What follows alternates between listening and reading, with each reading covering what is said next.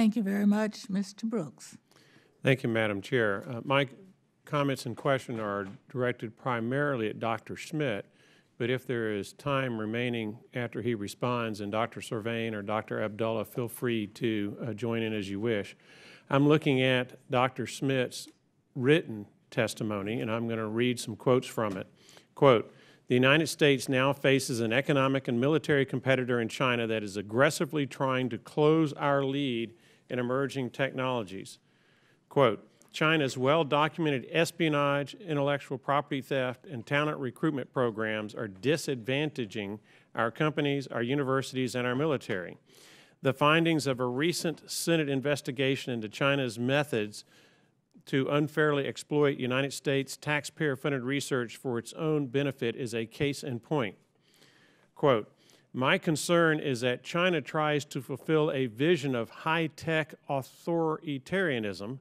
That governing model will appeal to other governments searching for a foundation on which to exercise their power." And when I think of that high-tech authoritarianism, I can't help but think of George Orwell, 1984, Fahrenheit 451, Animal Farm, and others. Then, Dr. Schmidt, you go on to add, we should not only compete with China, but also work with them. Now, as I think of all your comments put together, I serve on the Armed Services Committee, and we have plenty of briefings, classified and unclassified. I can't go into the classified part, but the gist of it is that China seeks to manage America's decline. And so there is a significant long-term risk there.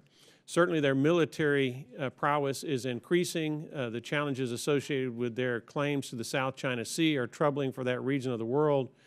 And to make matters even worse, United States-Chinese trade deficit, China is the worst trading partner we have. Our trade deficit there is about 6 times worse as the second worst country on the planet. So now to the questions. How do we protect United States interests with respect to this technology? That's part of it. And can you share some examples, as much as you can in this open setting, of where you think there are opportunities to cooperate that would benefit the United States and areas where we should not cooperate for economic and security reasons? So thank you for that. So you have to have the competition with China is going to be the defining competition for the next 10 or 20 years. And the rise and the peaceful rise of China is in our interest for obvious reasons. So it seems to me that we have to come up with a language and a way of dealing with them. So the first is, I would like us to agree that America should win. And winning is defined as defining the key technologies, inventing the future, driving the technology stack, and all of that kind of stuff. To the degree that Chinese technology or technologists can enable us to win on our terms, I'm okay with it, but not unless it's consistent with that. So there are plenty of examples where you could imagine if Chinese technology were to dominate the globe with non-American values, it would really hurt us. The most obvious would be, imagine if the internet were invented by China with a complete surveillance architecture. Just imagine if we inherited that from China, how different our experience as Americans would be today. So it's really important that we get these underlying technology platforms, of which the internet is an example that we have so far won at, to be popular and be successful globally. One way to think about China is that they have solved the problem of identity, mobile phone, electronic payment, and surveillance in a single device. And my Chinese friends never use cash. But of course, everything they do is tracked. And this is very un-American. Now imagine if that structure becomes the standard structure in all of the BRI countries, the Belt and Road Initiative countries, of which there's roughly 63. That becomes a huge, huge problem for us. It's a market we can't sell into. It strengthens their leadership and so forth and so on. We don't have good answers as a country for this. Dr. Abdullah or Dr. Servain, in the time that remains, would y'all like to add any additional comment?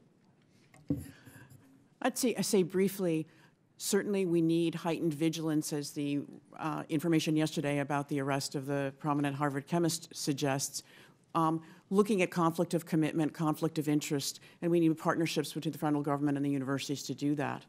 At the same time, as we think about competing with China, first of all, it's not just China, but it's certainly a lot of it there, but we compete by being the best version of ourselves. We need to recognize and respect that China and other nations contribute to humanity's knowledge, and it's a good thing. We also know from the S&E 2020 report that our researchers across this country are publishing many more collaborative papers, collaborating with international collaborators, and the single country that we collaborate with the most is also China. So we need to understand that that's important, but we need to be the best versions of ourselves. We need to promote openness while recognizing the balance between collaboration and security. We need to embrace competition, discovery, openness, fairness, immigration, international collaboration, curiosity-driven research, public education at all levels, our government, university, business ecosystem, but really do what Dr. Schmidt says. We need to be promoting our values because we're at the table, we're investing, we're part of every discussion, and we continue to promote our version of what it means to be honest, open, transparent, and successful. Thank you, Madam Chair. Thank you, witnesses. Thank you very much, Ms. Stevens.